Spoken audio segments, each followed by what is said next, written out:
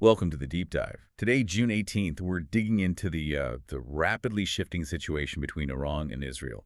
It's June 17th in terms of the events we're covering. You've probably seen the headlines flying around. A lot going on. Our goal here, looking at the sources you've given us, is to pull out the really crucial bits. What's happening with the military side, the diplomatic talks, and, importantly, the people caught in the middle. We want to cut through the noise, figure out what truly matters right now.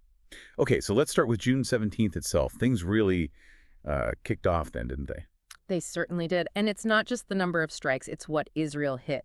We're talking about 50 Israeli jets hitting maybe 20 targets. And these weren't small targets. They were in and around Tehran. Things like missile production, centrifuge facilities, even the state TV building. State TV, really? That's a bold target. It is. Government sources confirmed pretty widespread explosions, central western Iran, tens of casualties reported there. And critically, the IAEA, that's the UN nuclear watchdog, they've confirmed damage at Natanz. Natanz, the nuclear site. Exactly. Likely the underground parts.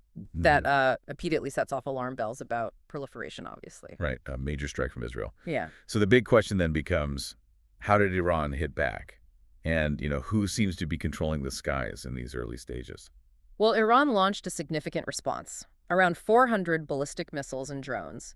But reports indicate most were actually intercepted by Israeli air defenses, Iron Dome and others, presumably. Okay. Yeah. And Israeli officials are already claiming air dominance. They're saying they've destroyed over a third of Iran's missile launchers. A third. That's quite a claim. It is. If it holds up, it's a serious blow to Iran's ability to strike back at range. Suggests Israel does have that aerial edge. For now, at least. Okay, shifting focus a bit, because amidst all this military hardware talk, Yeah.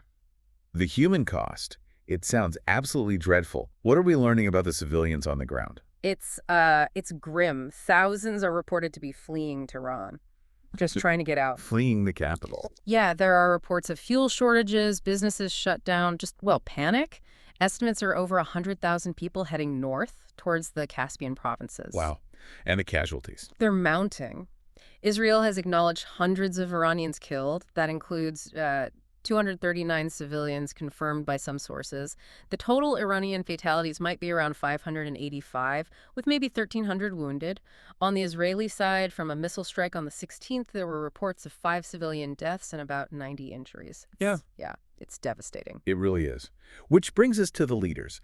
With this level of violence and suffering, what are they saying? Is there any hint of de-escalation in the rhetoric, or is it just hardening? Well, the rhetoric is stark, frankly. You have President Trump calling for Iran's unconditional surrender publicly. He also, interestingly, confirmed the U.S. knows where Supreme Leader Khamenei is located, adding, we are not targeting him for now. Now, that's what is. It certainly carries weight. Then you have Khamenei himself completely rejecting any idea of defeat.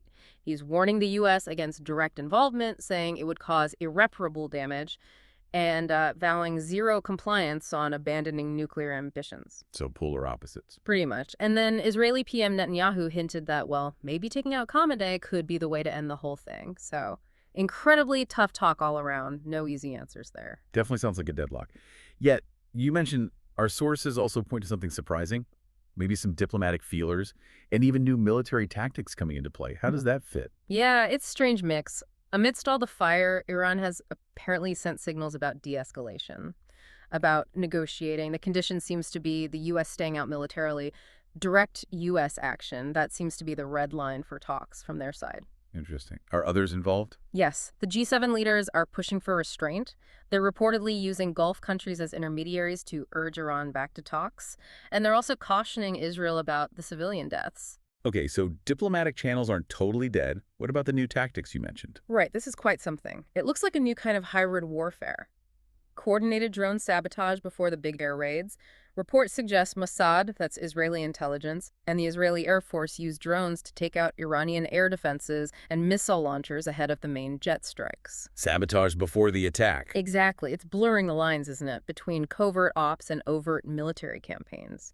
A significant precedent, potentially. So, to sum up then, we've got this massive military escalation, a really serious humanitarian crisis unfolding. But kind of paradoxically, these faint signals of diplomacy are appearing. And warfare itself is changing tactics. We're now 6 days into this latest phase, and honestly, no clear end is in sight. It really leaves us in a complex spot, and maybe it leaves you with this thought. In a conflict like this, with bombs and secret ops, threats, and maybe peace feelers all mixed together, what single element do you think is the most important one to watch to figure out where this is all heading?